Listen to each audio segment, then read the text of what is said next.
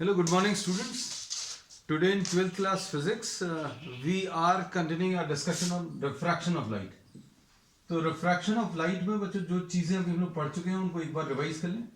Refraction of light हम लोगों ने इसमें सबसे पहले लिया था डेफिनेशन. तो डेफिनेशन क्या है? When light enters from one medium into another medium then there is a change in the path of the light ray. So change in path of the light ray, change in path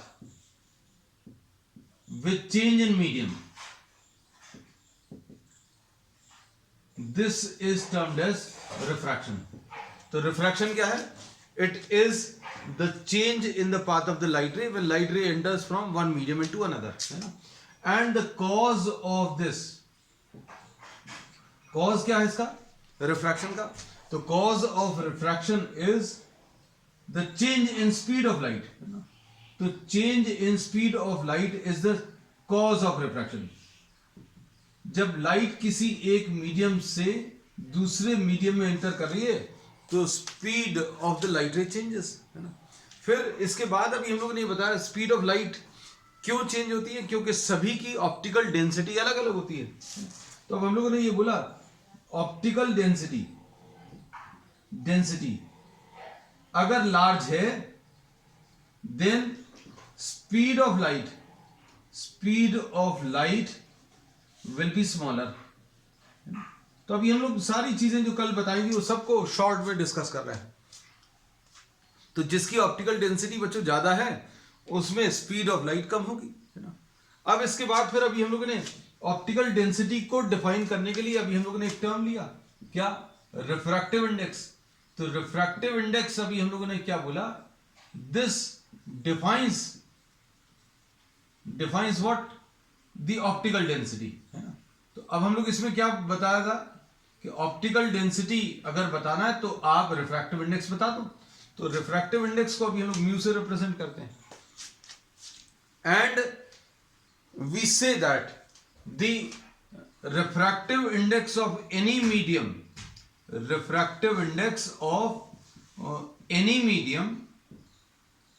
with respect to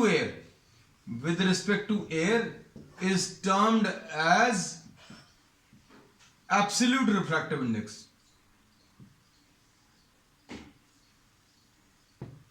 और absolute refractive index अभी हम लोग ने कैसे बताया?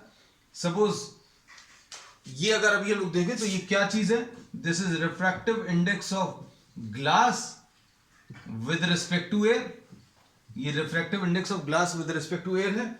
और इसमें अभी हम लोग ये कहते हैं इसको स्पीड के टर्म्स में अगर अभी हम लोग डिफाइन करें तो this will be equal to air. इसमें ऊपर लिखा हुआ तो यहां पर स्पीड इन एयर आएगा, speed of light in air. यहां पर ग्लास नीचे लिखा है तो speed of light in glass. तो ये याद रखने का तरीका हो सकता है कि ए ऊपर है तो सी ए ऊपर आ गया, नीचे जी है तो सी जी नीचे आ गया. तो ये क्या है? Speed of light in air upon speed of light in glass. और अभी हम लोग मालूम है रिफ्रैक्टिव इंडेक्स ऑफ ग्लास जो है बच्चों 1.5 होता है. तो 1.5 is equal to C A upon C G. तो हम लोग क्या बोलेंगे? Speed of light in glass reduces by a factor which is equal to refractive index. मतलब जितनी एयर में स्पीड है उसको अगर आप 1.5 से डिवाइड कर दो तो स्पीड इन ग्लास मिल जाएगा. तो ये अभी हम लोगों ने कुछ टर्म्स लिए थे.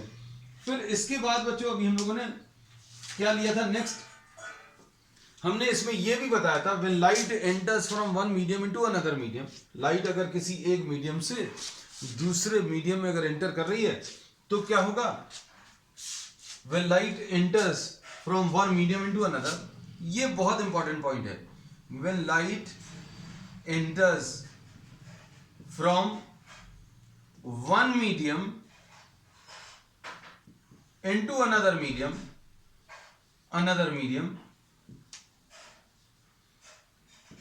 तो क्या चीज चेंज होगा बच्चों?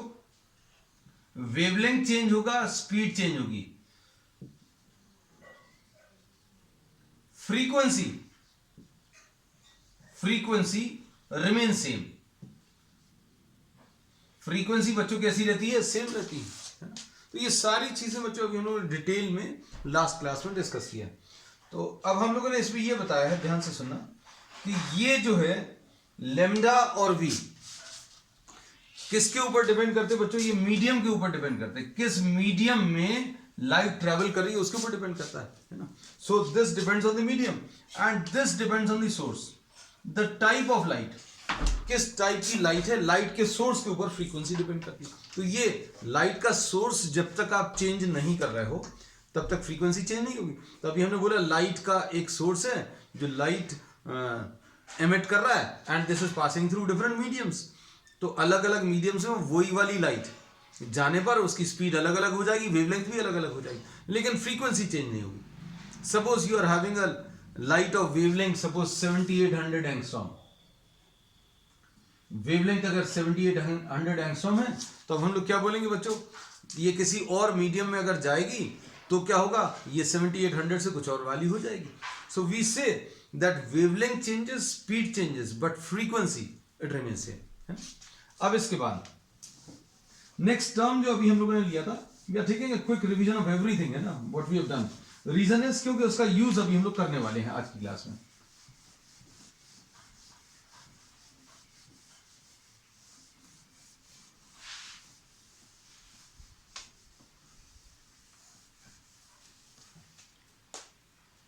नेक्स्ट अभी हम लोगों ने लिया था relative refractive index, relative refractive index.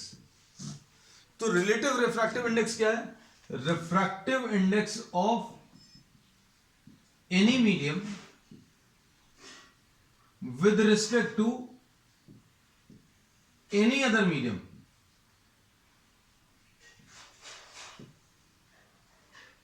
और ये एनी अदर मीडियम है, ये एयर नहीं होना चाहिए। Refractive index of any medium with respect to any other medium is termed as relative refractive index। जैसे एग्जांपल के लिए refractive index of glass with respect to water, इसको अभी हम लोग क्या पढ़ेंगे, refractive index of glass with respect to water। अब इसमें लिखने का तरीका क्या रहेगा ये देखना ध्यान से। इसमें अभी हम लोग ये बोलेंगे refractive index of glass with respect to water will be speed of light in water upon speed of light in glass. ऐसा लिख सकते हैं, ये तो डेफिनेशन है जो अभी हम लोगों ने पढ़ी थी। इसको अभी हम लोग कैसा बोल सकते हैं, इसको भी हम लोग बोल सकते हैं क्या, C A upon C G upon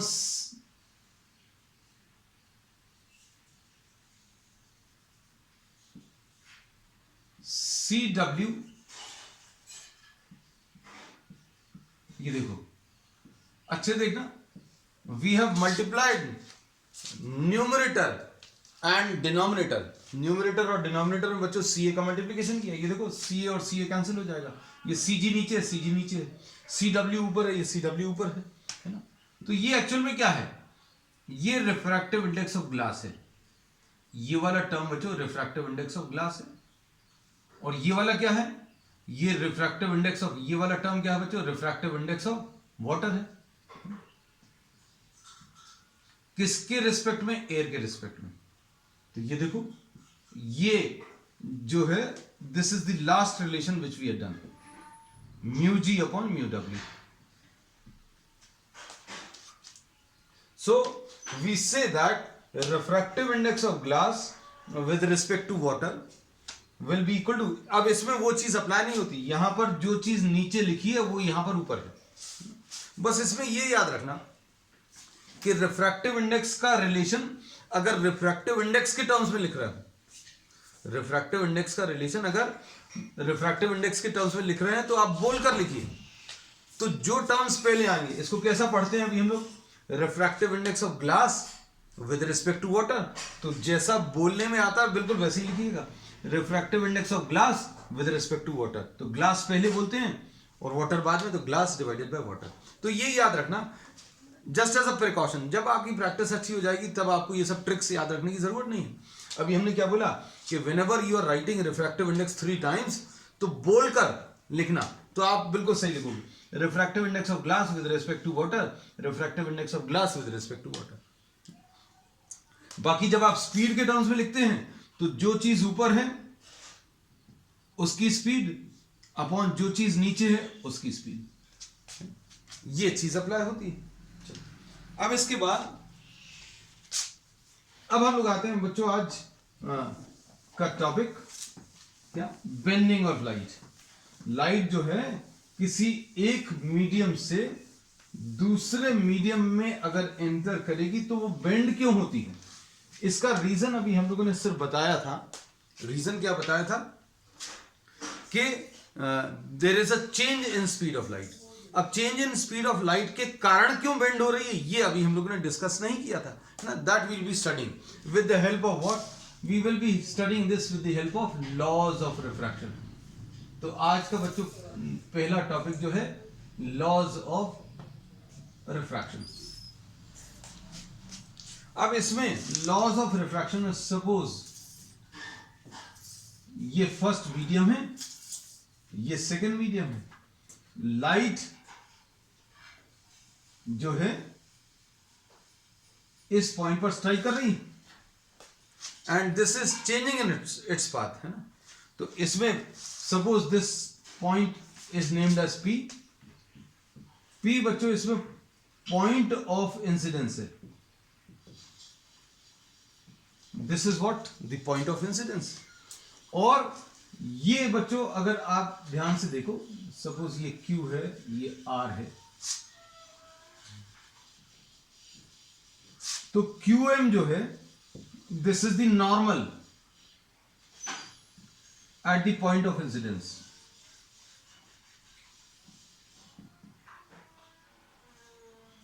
तो अब इसमें क्या होगा, ये इंसिडेंट रे हो गई, ये नॉर्मल हो गई, और ये बच्चों पाथ इसका चेंज हो गया, तो ये इसकी रिफ्रैक्टेड रे हो गई।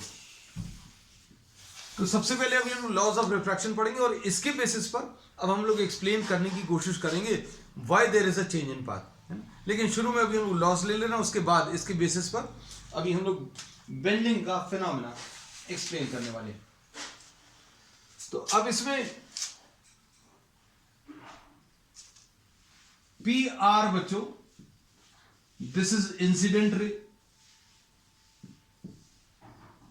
और पी एन बच्चों क्या है, दिस इज द रिफ्रैक्टेड रे।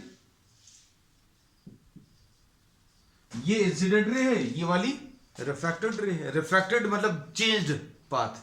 ये ऐसा जा रही थी, सीधा जाने की जगह, ये सीधा जाने की जगह इसने अपना रास्ता बदल दिया, ये सीधा जाने की जगह इसने अपना रास्ता बदल दिया, चेंज हो गया, है ना। जरूरी नहीं है अभी आप इधर की तरफ लें, आप इसको ऐसा भी ले सकते हैं, लेकिन अभी हम लोगों को we don't know about the nature of the two mediums, इसलिए अभी आप जैसा चाहें वैसा बना सकते हैं।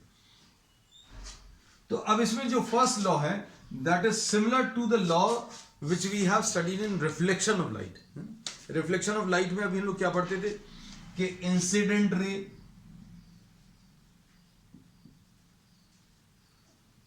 रिफ्रैक्टेड रे, वहां पर रिफ्लेक्टेड रहता था, refracted ray and the normal at the point of incidence, all three lie in the same plane। कौन कौन सी तीन चीजें बच्चों, इंसिडेंट रे, नॉर्मल और रिफ्रैक्टेड रे, ये तीनों सेम प्लेन में लाई कर रही हैं। सेम प्लेन में मतलब ये जो प्लेन ऑफ द बोर्ड है उसमें हमने इंसिडेंट रे ड्रॉ की, नॉर्मल कहां पर ड्रॉ किया, वो भी प्लेन ऑफ द बोर्ड में ड्रॉ किया। तो ये जो रिफ्रैक्टेड रे है वो भी उसी प्लेन में लाई करेगी। अब उसी प्लेन में नहीं लाई करना, इसका मतलब क्या है, देखो ये इंसिडेंट रे, ये नॉर्मल, रिफ्रैक्टेड रे अगर हम ऐसे ही बना दें, इमेजिन करना बच्चों, ये रिफ्रैक्टेड रे, then this is the ray which is not lying in the same plane. तो अभी हम लोगों ने क्या बोला, इंसिडेंट रे, नॉर्मल और रिफ्रैक्टेड रे आप ऐसे ही ले लो। तो this is the condition where all the three are not lying in the same plane.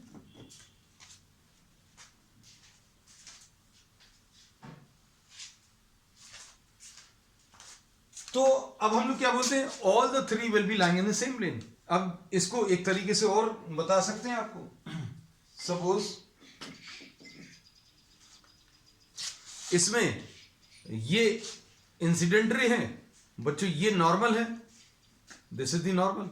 अब रिफ्रैक्टेड रे अगर अभी हम लोग ने ऐसी कुछ ले ली तो ये तीनों एक ही प्लेन में नहीं है, है ना, तो तीनों एक ही प्लेन में लाई कर रहा है, मतलब अभी हम लोग बोलेंगे ऐसा कुछ आएगा, this will be the case. देखो ये इंसिडेंट रे है, ये वाली, ये इंसिडेंट रे है, ये बच्चों नॉर्मल है, ये नॉर्मल है, और ये वाला जो है, ये वाली, ये रिफ्रैक्टेड रे है। All the three are lying in the same plane, ये तीनों के तीनों एक ही प्लेन में लाई कर रहे हैं। अब तीनों एक ही प्लेन में नहीं लाई करेंगे, उसका भी कंडीशन अभी हमने बता दिया। तो अभी हम लोगों ने इसमें यह बोला कि अगर इंसिडेंट रे आपने बोर्ड पर ड्रॉ की, नॉर्मल भी प्लेन ऑफ द बोर्ड पे ड्रॉ करी, तो रिफ्रैक्टेड रे प्लेन ऑफ द बोर्ड के अलावा कहीं नहीं हो सकती, प्लेन ऑफ द बोर्ड में ही होगी। So this is the refracted रे, so this is the first law. अब उसके बाद नेक्स्ट क्या किया बच्चों, सेकेंड लॉ, ये बहुत इंपॉर्टेंट है। सेकेंड लॉ इसमें क्या बोलता है कि ये एंगल ऑफ इंसिडेंस आप मेजर करो, मतलब ये इंसिडेंट रे का नॉर्मल के साथ एंगल, फिर इंसिडेंट रे और रिफ्रैक्टेड रे और नॉर्मल, इनके बीच का एंगल मेजर करो। तो इसमें इन्होंने ये बोला कि sine I upon sine R, ये रेशियो बच्चों कांस्टेंट होता है। अगर आप आई बदल दोगे तो आर भी बदल जाएगा, आई अगर आपने चेंज किया तो आर भी चेंज हो जाएगा, लेकिन साइन आई और साइन आर का जो रेशियो है वो कांस्टेंट रहेगा। और ये क्या होता है, this is refractive index of second with respect to first, this is termed as what, refractive index of second with respect to first. और ये सेकंड लॉ ऑफ रिफ्रैक्शन है, सेकंड लॉ ऑफ रिफ्रैक्शन, और इसको अभी हम लोग Snell's law भी बोलते हैं। इसको भी हम लोग क्या, स्नेल्स लॉ भी बोलते हैं। अब इसको थोड़ा सा और अभी हम आपको एक्सप्लेन कर दें। सपोज ये फर्स्ट मीडियम है, ये सेकंड मीडियम है, आपने इसमें ये आई डैश ले लिया, ये आर डैश आ गया, फिर से वही मीडियम फर्स्ट और सेकंड, यहां पर देखो अभी हमने फर्स्ट और सेकंड, ये दो मीडियम्स के नाम हैं। अब यहां पर अभी हम लोगों ने क्या किया, ये एंगल चेंज कर दिया, चेंज कर दे, थोड़ा सा अलग बना दे, ये लो थोड़ा सा ज्यादा बना दिया, आई डबल डैश, ये आर डबल डैश। इसका मतलब क्या है इस लॉ का, sine I dash upon sine R dash निकालो, और साइन आई डबल डैश निकालो, और साइन आर डबल डैश निकालो, दोनों का रेशियो निकालो। ये बच्चों सेम आएगा, ये कैसा आएगा, कांस्टेंट आएगा। अपन ने sine I upon sine R भी निकाला था, ये अलग एंगल था, इसमें एंगल आई है, रिफ्रैक्शन का एंगल आर है, यहां पर angle of incidence I dash है, angle of refraction R dash है, यहां पर आई डबल डैश है और ये आर डबल डैश है, और ये रेशियो अगर आप निकालोगे तो ये कांस्टेंट आएगा। और इस कांस्टेंट को अभी हम लोग क्या बोलेंगे, refractive index of second with respect to first, sine I upon sine R. ठीक, सिंपल सा है। तो ये सेकंड लॉ ऑफ रिफ्रैक्शन है। अब इसमें ध्यान से देखना, इसको अभी हम लोग ऐसा भी लिख सकते हैं, mu two upon mu one, mu two upon mu one. ऐसा क्यों बच्चों, ये तो अभी हम लोग मालूम है, refractive index of second with respect to first. अगर हमें इसको लिखना है रिफ्रैक्टिव इंडेक्स को फिर से रिफ्रैक्टिव इंडेक्स के टर्म्स में लिखना, तो अभी हमने बोला याद रखने की ट्रिक, आप बोलकर लिखिए। बोलेंगे कैसे इसको कैसे बोलेंगे, refractive index of second with respect to first. तो जैसा आप बोलते हैं वैसा ही लिखें, ठीक है। और ये किसके बराबर आएगा बच्चों, sine I upon sine R. अब इसमें देखना,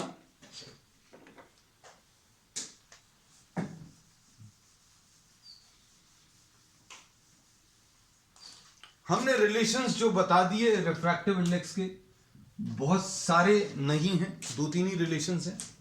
रिफ्रैक्टिव इंडेक्स के टर्म्स में μ2 अपॉन μ1, ठीक है। फिर स्पीड के टर्म्स में स्पीड ऑफ लाइट अगर लिखना है तो ऊपर जो लिखा हुआ है मीडियम उसमें स्पीड, और नीचे जो लिखा हुआ मीडियम उसमें स्पीड नीचे लिख लो। ऊपर वाली वैल्यू ऊपर और नीचे वाली वैल्यू नीचे, ऐसा लिख लो। और स्नेल्स लॉ के टर्म्स में, स्नेल्स लॉ के टर्म में कैसा लिखेंगे, देखो ये फर्स्ट वाले मीडियम में ध्यान से देखना, ये ऊपर जो मीडियम बना हुआ है जो लिखा हुआ है उसका एंगल यहां पर लिखना है। साइन तो लिखना ही है, देखो ऊपर भी साइन आएगा नीचे भी साइन आएगा। ऊपर कौन सा वाला एंगल आएगा, तो ऊपर बच्चों फर्स्ट मीडियम है तो फर्स्ट मीडियम में कौन सा एंगल है, आई है। नीचे कौन सा मीडियम लिखा हुआ है, 2 लिखा हुआ है, तो 2 में कौन सा वाला एंगल है, आर है, तो ये sine I upon sine R. Simple. अभी ऐसा लग रहा होगा यार इतना डिटेल में क्यों बता रहे हैं, है ना, ये तो सिंपल सा कॉन्सेप्ट है, ये तो अभी हम लोग पढ़ते आए। लेकिन अब जब ये कॉम्प्लिकेटेड केसेस में अप्लाई करेंगे तब कंफ्यूजन होने लगता है कि भाई कौन सा वाला एंगल कहां पर लेना है, ये पता ही नहीं है। तो अब हम लोगों ने इसमें ये बता दिया। अब देखो ध्यान से, अब हम लोग इसमें इसको अप्लाई करने का एक तरीका ये भी है, कैसा,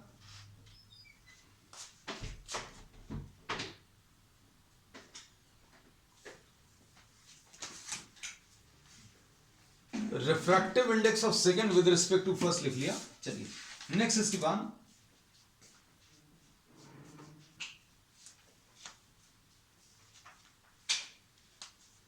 देखो μ2 अपॉन μ1, एक तरीका ये भी है, μ2 upon μ1 is equal to sine I upon sine R, ये लिखा हुआ है। इसमें देखो ये और ज्यादा इजी लगेगा, μ1 into sine I is equal to μ2 into sine R. ये याद रखने में और ज्यादा इजी है। कैसे, देखो μ1 मतलब इसका रिफ्रैक्टिव इंडेक्स और इसी मीडियम में जो एंगल है, μ1 इंटू साइन आई, और μ2 ये कौन सा वाला मीडियम है, सेकंड, तो इसमें साइन आर, तो μ2 में साइन आर का मल्टीप्लीकेशन, μ1 में साइन आई का मल्टीप्लीकेशन। तो स्नेल्स लॉ का ये फॉर्म भी बहुत इंपॉर्टेंट है प्रॉब्लम्स को सॉल्व करने के लिए।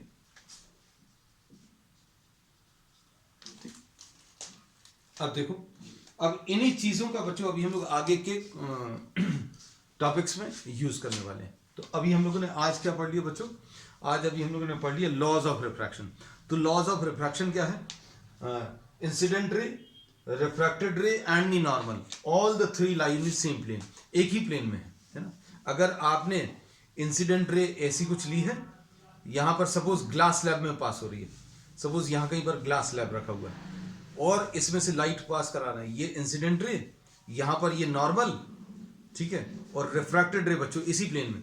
हॉरिजॉन्टली अगर आप इंसिडेंट रे ले रहे हैं और हॉरिजॉन्टली अगर आपने नॉर्मल ले लिया, तो रिफ्रैक्टेड जो अंदर ग्लास के अंदर आएगी रिफ्रैक्टेड रे, वो भी हॉरिजॉन्टल ही आएगी, है ना।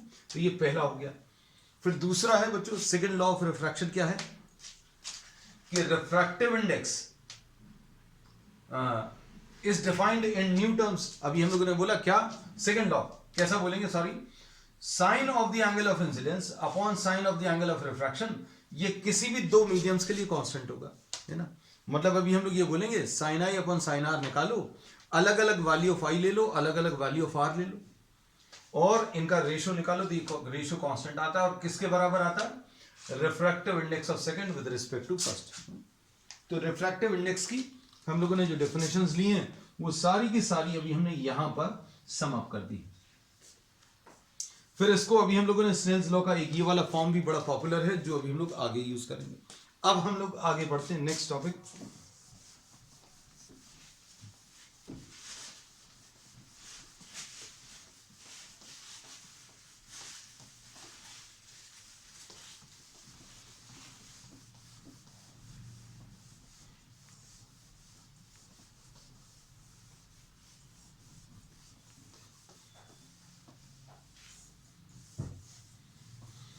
हम लोगों ने शुरू से ये चैप्टर को जो स्टार्ट किया है, एक ही चीज बोली है, क्या? रिफ्रैक्शन.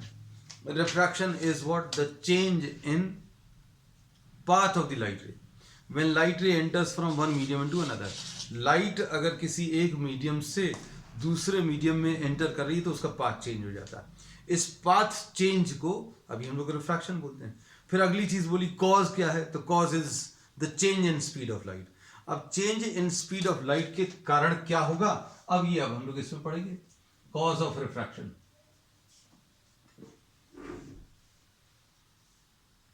तो कॉज ऑफ रिफ्रैक्शन क्या है बच्चों? Is what? The change in speed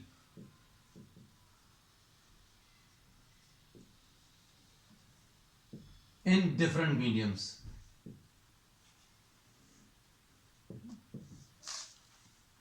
अब हम लोग क्या करेंगे बच्चों, थोड़े से सिंपल से नोटेशंस यूज करेंगे. सबसे पहला, when light enters from rarer medium to denser medium. ये तो बच्चों अभी लोग छोटी क्लासेस में याद करते हैं. When light enters from rarer medium into denser medium, it bends towards the normal. Normal की तरफ बेंड हो जाती है. क्यों बेंड हो जाती है, ये अब हम लोग पढ़ेंगे. तो सबसे पहली चीज तो ये समझ लो, speed of light in rare medium. Speed of light in rare medium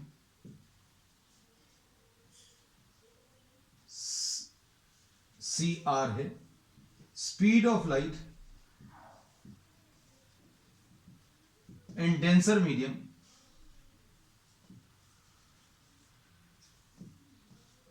CD है.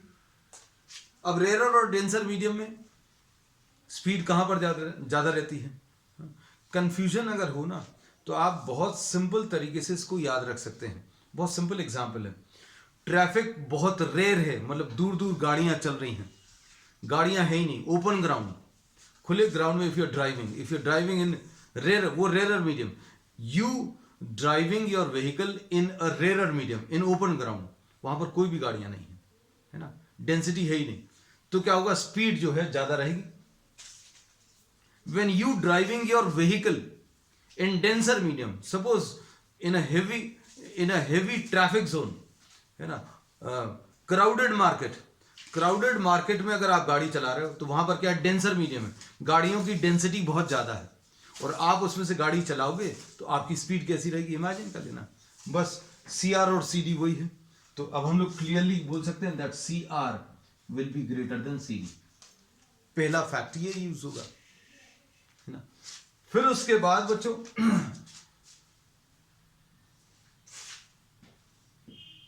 ये रेयर मीडियम है, ये डेंसर मीडियम है. और स्नेल्स लॉ क्या बोलता है? Refractive index of denser with respect to rare, ये निकालना है. तो इसकी एक डेफिनेशन अभी हम लोग पहले भी ले चुके हैं. Refractive index of denser with respect to rare अगर लेना तो ये कैसे मिलेगा, इस वाले मीडियम में जो स्पीड ऑफ लाइट है वो ऊपर लिख लो, और इस वाले मीडियम में जो स्पीड ऑफ लाइट है वो नीचे लिख लो. And since CR is greater than CD, therefore refractive index of denser will be greater than 1. ये वाली स्पीड बच्चों ज्यादा है और ये वाली स्पीड कम है. रेयर की स्पीड ज्यादा है, डेंसर में स्पीड जो है वो कम है. We say that refractive index of denser with respect to rarer कैसा आएगा, ग्रेटर देन 1, है ना. Refractive index of denser with respect to rare will be greater than 1. अब इसमें क्या यूज करेंगे, देखना ध्यान से. अब स्नेल्स लॉ का यूज कर लें. स्नेल्स लॉ क्या आएगा देखना.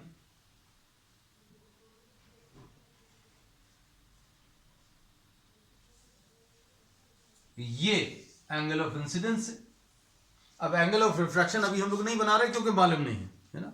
अब स्नेल्स लॉ लगाएं. From Snell's law, refractive index of denser with respect to rare क्या आ जाएगा बच्चों, साइन आएगा यहां पर भी साइन आएगा। कौन कौन सा एंगल आएगा बच्चों? रेरर मीडियम में आई है, और डेंसर मीडियम में हम लोगों को एंगल मालूम नहीं है। सपोज यहां पर जो एंगल है वो आर है। अब देखना ध्यान से, इसकी वैल्यू मालूम है, इसकी वैल्यू ग्रेटर देन 1 है, तो अब हम लोग क्या बोलेंगे बच्चों? Sine I upon sine R किसके बराबर है? Mu D R, refractive index of denser with respect to rarer, और ये कैसा? Greater than 1। इससे क्या मिलेगा बच्चों? Sine I will be greater than sine R, मतलब I will be greater than R. कैसा आ जाएगा? I greater than R. मतलब अभी हमें क्या करना है? आई बड़ा बनाना है और आर को क्या करना है बच्चों? छोटा बनाना है। अब देखो ध्यान से देखना, अगर दोनों को इक्वल बनाना है, सपोज दोनों को इक्वल बनाना है, तो क्या करना पड़ेगा बच्चों? इसको स्ट्रेट लाइन से ज्वाइन कर दो। ये आई है बच्चों, ये आर है, स्ट्रेट लाइन से आगे बढ़ा दो तो आई और आर इक्वल हो जाएंगे। लेकिन हमें क्या करना है? दोनों को इक्वल नहीं बनाना है, हमें आर को छोटा बनाना है। तो आर को छोटा बनाने के लिए ये तो इक्वल बना लिया,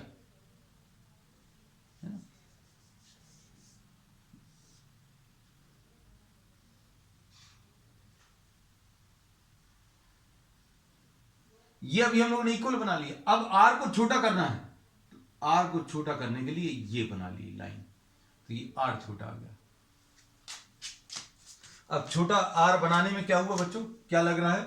ये इंसिडेंट रे जो सीधी जा रही थी, अब वो सीधी नहीं जाकर ये नॉर्मल की तरफ बेंड हो गई।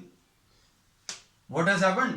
दिस लाइट रे instead of going straight, this has bend towards the normal. मतलब इसमें आर को छोटा बनाने के लिए अभी हम लोगों को इसको यहां की तरफ बेंड करना पड़ा। इसलिए अभी हम लोग क्या लिखते हैं? व्हेन लाइट रे enters from rarer medium to denser medium, it bends towards the normal। तो बच्चों नॉर्मल की तरफ क्यों बेंड होती है? ये रीजन अभी हम लोगों ने इस पूरे टॉपिक में डिस्कस किया है। तो रीजन क्या है बच्चों? सबसे पहली चीज, स्पीड ऑफ लाइट कहां पर? रेरर मीडियम में ज्यादा है, डेंसर मीडियम में कम है। फिर रिफ्रैक्टिव इंडेक्स का फॉर्मूला, आर ऊपर लिखा तो सी आर ऊपर आएगा, डी नीचे लिखा तो सी डी नीचे आएगा, और ये वाली वैल्यू ज्यादा है, ये कम है, therefore this value will be greater than 1। फिर स्नेल्स लॉ लगा लो। स्नेल्स लॉ क्या बोलता है? Sine of the angle in this medium, rarer medium में कौन सा है? आई, और डेंसर मीडियम में क्या है? आर, तो sine I upon sine R लिख लिया, है ना। और इसकी वैल्यू ग्रेटर देन 1 है, तो sine I upon sine R is greater than 1, therefore I will be greater than R. 0 से 90 के लिए बच्चों जैसे जैसे आप एंगल्स को बढ़ाओगे वैसे वैसे साइन की वैल्यू बढ़ती है। मतलब अभी हम लोगों ने बोला साइन आई अगर ग्रेटर देन साइन आर है तो आई ग्रेटर देन आर लिख सकते हैं। क्यों? क्योंकि 0 से 30 डिग्रीज करो, 30 से 45 करो, 45 से 60 करो, 60 से 90 करो, तो साइन की वैल्यू बढ़ती जाती है। तो इसमें ये रिलेशन ट्रू रहता है। अब इसके बाद नेक्स्ट इसमें पार्ट है बच्चों, when light enters from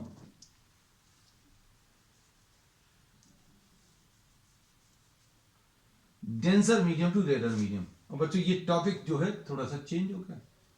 when light enters from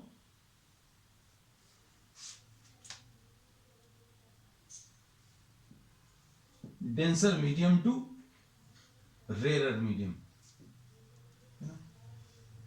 इसके बारे में अभी हमें कुछ नहीं मालूम। अब ये सारी चीजें तो परफेक्टली ट्रू रहेंगी।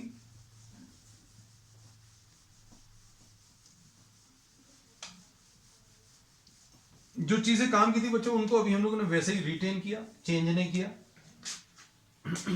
अब देखो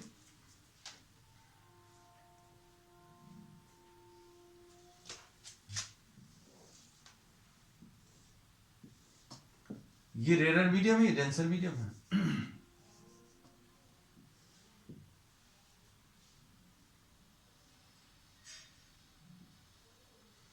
ये आई है। अब देखो रिफ्रैक्टिव इंडेक्स, सॉरी इसको डेंसर लिखना था बच्चों, ये denser, light ray is entering from, light ray कहां से कहां एंटर कर रही है बच्चों? डेंसर मीडियम से रेयर मीडियम में एंटर कर रही है।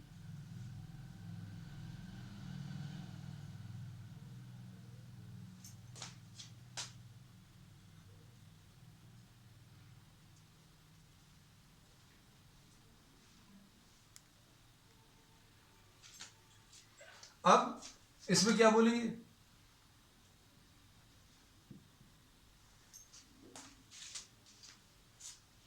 Refractive index of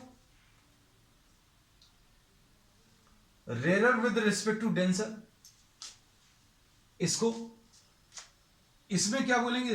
this will be speed of light in denser medium upon speed of light in rare medium. अब ये वाली स्पीड बच्चों ज्यादा है, रेयर मीडियम स्पीड ज्यादा है, ये वाली कम है। दिस इज स्मॉलर, ये छोटा है, ये बड़ा है। तो अब हम लोग क्या बोलेंगे? Mu R D will be smaller then 1। अब इसके बाद क्या बोलेंगे?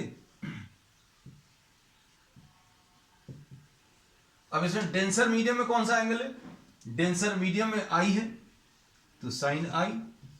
रेयर मीडियम में रिफ्रैक्शन का एंगल बनेगा, तो साइन आर लिख लिया।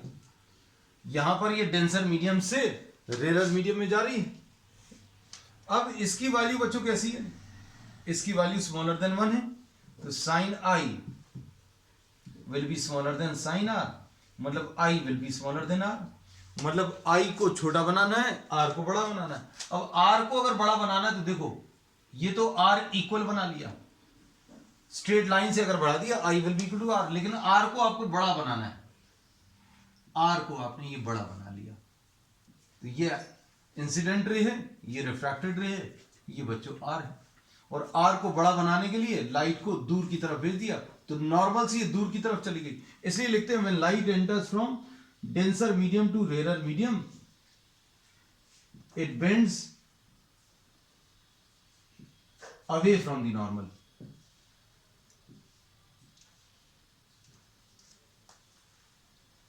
ठीक, अब इसके बाद नेक्स्ट तीसरा इसमें नॉर्मल इंसिडेंस। तो अब ये दो चीजें जो अभी हम लोग ने पहले से पढ़ते आ रहे हैं कि light ray entering from rare to denser it bends towards the normal, when light ray entering from denser to rare it bends away from the normal. Reason क्या है वो आज अभी हम लोग ने डिस्कस कर लिया। अब तीसरा है बच्चों इसमें नॉर्मल इंसिडेंस।